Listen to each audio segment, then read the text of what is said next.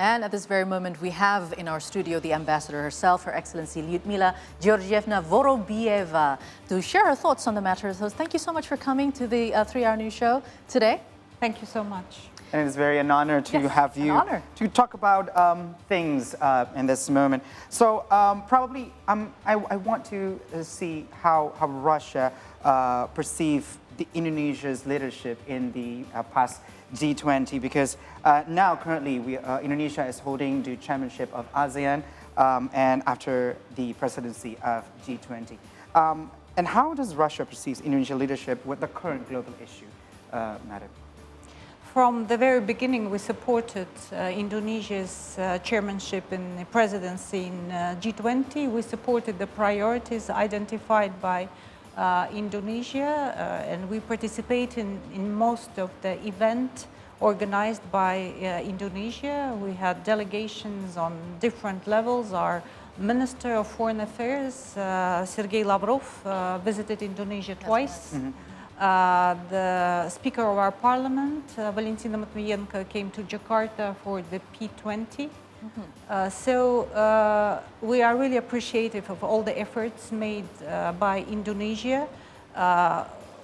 You were under big pressure actually to exclude Russia from this very important international format and to switch the focus from relevant economic and financial issues to the political affairs. So we think that Indonesia was very successful.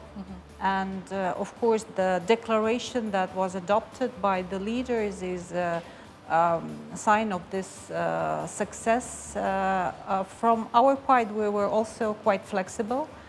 Because this declaration includes some language on Ukrainian crisis, and though it's not ideal from our point of view, actually it's acceptable, and it was accepted by all the countries.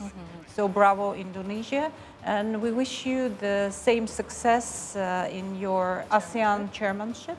Russia is a strategic partner with ASEAN. And we hope that Indonesia will have the same success. Well, thank you for always supporting Indonesia. And Indonesia would never put any country on the edge and the corner of the table. So thank you for also coming to Bali at that time. And now, as we see, Indonesia and Russia has been having this bilateral ties for 73 years, quite a long time. And we want to, foster this relationship. So how do you think what the two countries should do to foster, more closer and even deeper diplomatic relations? Indeed, for 73 years we had our diplomatic relations, but even before that, I can tell you that there are some very interesting events in our bilateral relations. For instance, that the Crown Prince of the Russian Empire visited Batavia in the end of the 19th century, or for instance, we have a grave of our Navy officer in Weh Island in Kota Sabang, who died in 1901, and he's buried there. So even long before our relation became officially established, we had this humanitarian, so to say, interaction. And especially it flourished in the 60s when President Sukarno visited our country 4 times, and the song Rayuan Pulau Kelapa was translated into Russian and became very popular. I was about to ask that because some of my Russian friends, they told me about, hey, I know about the song Rayuan Pulau Kelapa. How did you know that? Madam, would you sing a little bit of the lyrics? Страна родная, Indonesia. I don't sing that. Thank you. But the title of this song in Russia is Indonesia, My Love. So that actually transpires the very warm feeling that Russians had and have to Indonesia. Before President Sukarno came to the Soviet Union, to Russia, there was a documentary made on Indonesia, and the soundtrack for this documentary was Rayuan Pulau Kelapa, translated into Russian. So when my father found out that I was going to be posted in Indonesia, the first thing he did, he sang this song to me in Russian. Oh, this is very heartwarming. Yeah, that's very heartwarming. I love this. Okay, so Madam, I want to ask further about the issue that has been the elephant in the room in this one at the moment with regards to Ukraine. How are the latest peace talks that Russia offered to Ukraine and other related parties in this case? How is the progress? Because we know that it's going to be very challenging. But what we want to know also, what are the challenges in these talks? Are there any particular notions that we should pay attention to? Well, first of all, sorry to say that, but I would like to maybe make a little bit correction on what I said during the briefing on the 15th of February. We don't think that Minsk agreements are relevant anymore. As we understand now, the Minsk agreements were signed by the Ukrainian side only just for one purpose, is to gain time and to further arm the troops, Ukrainian troops. There was no intention either from Ukrainian government or the West, which supports actually this illegitimate government who came to power through a coup d'etat, a very bloody coup d'etat in 2014. So there was no intention to fulfill these agreements and to find a peaceful solution to the crisis. Minsk agreement presented a clear roadmap, and Russia endorsed them. So the Luhansk and Donetsk regions should have acquired a special autonomous status and could be allowed to develop their own culture. It means Russian culture, Russian language, etc., etc. It never happened. For 8 years, Luhansk and Donetsk regions were attacked, bombed and shelled by the Ukrainian army. 14,000 people died. So one of the targets that has been identified by our president of the special military operation in Ukraine is to protect the people of Lugansk and Donetsk. And now another 2 regions that became part of the Russian Federation, you know, that people there held referendums and voted in favor of joining Russia. So it's a duty of any country to protect their citizens, and we will protect people who live in these regions. On the peace talks, unfortunately, we don't see any intention, neither from Kiev nor from the West, to engage into any peace dialogue. Despite all the beautiful words and statements and declarations, may I remind you that last year, when we were on the brink of concluding an agreement with Ukraine, and we had several rounds of peace talks in Turkey, it was Ukrainian side who withdrew from these talks. After Boris Johnson visited Kiev. Immediately after that, Zelensky, who is not independent, of course, he is just following the orders from Washington and its allies. So immediately, Zelensky gave the order for his delegation to walk out from the talks. Moreover, in September last year, Zelensky has signed a decree banning any kind of talks or peace dialogue with Russia. The West, who supports Zelensky, instead of urging him or the Ukrainian side to engage into dialogue, is sending more and more arms. Right. They are just pouring fire into oil. That means the intention is to make this conflict last in order to weaken Russia, or at the best to destroy Russia. Yeah. Well, talking about the peace talk, is that true that this is because we've been hearing news from different platforms, so we just want to have the clearest information here. Regarding the peace talk, what does Russia want in terms of it? So if you do the peace talk, do you really need to have all the areas, for example, the Donetsk, for example, and Luhansk, to be on your side and not being returned to Ukraine? Is that what Russia wants? Well, I think it's very clear. These regions are part of Russia now. They are regions like Moscow or St. Petersburg or Siberia, and it's the will of the people. They don't want to go back to Ukraine. They want to be part of Russia. So there is no question of these regions going back to Russia, like Crimea. You remember that this actually crisis started, well, it was the so-called cold phase of this crisis, started with the Crimea voting for going back to Russia. And the reason is that Kiev started its very Russophobic policies in 2014. So the regions of Ukraine, which are predominantly Russian, and they're Donetsk, Luhansk, Crimea, eastern Ukraine, they protested. But instead of trying to solve this issue by dialogue, and the Minsk agreements presented a perfect opportunity for that, Kiev continued, voted for the military option. Okay, so also still in regards to that, we see about the UN General Assembly resolutions entitled Principles of the Charter of the United Nations, underlying a comprehensive, just and lasting peace in Ukraine, quote unquote. So that was adopted last week. How is Russia responding to that? Is this something that can delay any further peace talks or otherwise? It has nothing to do with peace talks. It's the General Assembly resolution being important. It's not binding. The purpose actually for having this kind of resolution by Ukraine and the West is to show that Russia is isolated, that Russia is, is the bad guy. But in fact, we see that we're not isolated.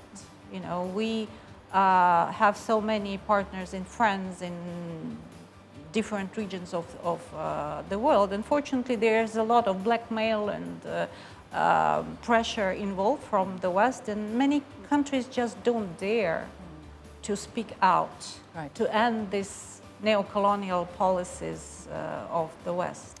All right. Well, last year, if you remember, Indonesia attempted to act as the mediator. So our president visited Kiev and visited Moscow at the same time, meeting President Putin as well. Do you think Indonesia should repeat that kind of effort at this time? Because it's been 1 year. And of course, we want to see peace. We too. We also want to see peace, we are very grateful for all these efforts made by Indonesia, and personally, President Joko Widodo, he visited Moscow. They had a very good conversation with President Putin. But it's not the question of who will be a mediator now. Because whoever becomes a mediator, unfortunately, perhaps these efforts will fail right now because the West doesn't want to have this dialogue. And the West is not allowing Ukrainian side to have this dialogue. And by Ukrainian side, I don't mean the people of Ukraine. I mean the government who is dragging their own people in this conflict. And it's a tragedy for Ukrainian people. So if there are more ammunition sent to Ukraine, Russia would still respond to wherever long. Of course, the more ammunition, the more arms is sent to Ukraine, the longer the conflict would last. But we're sure that Russia cannot be won on battlefield. If we look at history, you know what happened to anyone who attacked Russia. Remember Napoleon, 19th century, Russian troops ended up in Paris. Hitler attacked Russia in last century. Russian troops ended up in Berlin. I will not continue. Long list of that. Okay, so you were mentioning about Russia has friends in other regions, and that means it's geopolitical. And with regards to geopolitical dynamics this year, will Russia continue to promote the multipolar world as what you also stated in the press briefing in Jakarta on February 15? May we know why Russia believes in this stance? It's very simple. If you think about it, now we see that there's the conflict between two geopolitical models. One is proposed by the United States, and to put it in very simple words, what the United States is proposing to the world, we're the best, we're the strongest, we're the most democratic. You do what we say, you will be okay. You don't do what we say, we will come and destroy you, either economically or politically, or military, I'm sorry. And we've seen that happen many times already. You remember Yugoslavia? You remember Iraq? You remember Libya, Afghanistan, Syria? And we don't agree with this kind of political model, geopolitical model. We are proposing another geopolitical model, which we think reflects more the realities when there are many centers of power emerging in the world, economic. First of all, China, India, ASEAN, Latin American. And with this economic might comes also political influence. But that's what the West cannot accept, because their prosperity is based not on equal cooperation, but on exploiting other countries. We propose a model where all countries is equal, where all countries, well, the interest, economic, security, political interests of all countries are respected. That's what the West cannot accept. All right.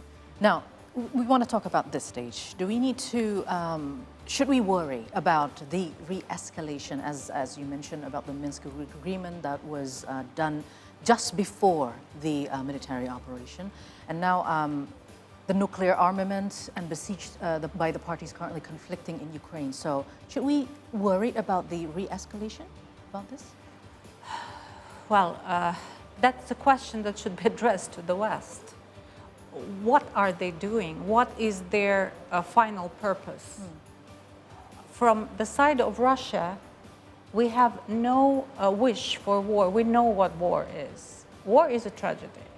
We lost 27 million people in World War II, but sometimes you have to protect yourself. So for us, it's a matter of survival and of keeping our country keeping the integrity of our country. Right. So if the West listens to our concern, takes into consideration our interest, we're ready for dialogue, for interaction, for cooperation. That's not we who introduce sanctions against anyone. It's not we who are threatening anyone, you know, and saying you're not democratic enough, or you're not protecting human rights enough, or you're not green enough, your economy is not green enough. We're not using this kind of instruments or language. All right. Madam Ambassador, it has been a very interesting conversation, but everything has come to an end. We got to the last question, because although I really want to converse more, but as the last question, ahead of the ASEAN summit this year, is there any expectation from Russian side on Indonesia's chairmanship? As I mentioned, we are strategic partners with ASEAN. ASEAN is very important for us, and growing even more important in the present geopolitical situation. We support ASEAN centrality. We think that we can do more in terms of economic cooperation with ASEAN as an organization and ASEAN countries individually. You asked about, the first question was what we can do together with Indonesia. We have so many things that we can do together, energy, shipbuilding, aircraft building, IT, pharmaceuticals. So we can do a lot. Our economies are complementary. You know, we have things that we can offer to ASEAN. Indonesia have things that can offer and is offering to Russia. Palm oil, we have no problems actually, with no conditions on palm oil. So we can do a lot together. We hope that Indonesia will also not bow into this pressure to exclude Russia from everywhere. We intend to be part of the ASEAN plus dialogue partners events. I cannot confirm it officially, but we hope that President Putin can finally come to Indonesia. And we really, once again, we wish Indonesia. It's going to be in Labuan Bajo. Will President Putin come? Maybe just to see the beauty of Labuan Bajo. And the Komodo dragon. Exactly. And all that. I'll write a report on the beauty of please. Labuan Yes, please. Even though it's very, very busy, I'm sure, in your country, but just to have a little bit of break, that would be nice. Well, thank you so much, Madam Ambassador, for having such a clarification here in the 3-Hour News Show, and hoping that everything, especially with the peace resolution efforts, will come to, to the stage that we really all want, which is peace. Thank you so much. Thank you so much. All right, so that's our interview with the Ambassador of Russian Federation for Indonesia, and now we're going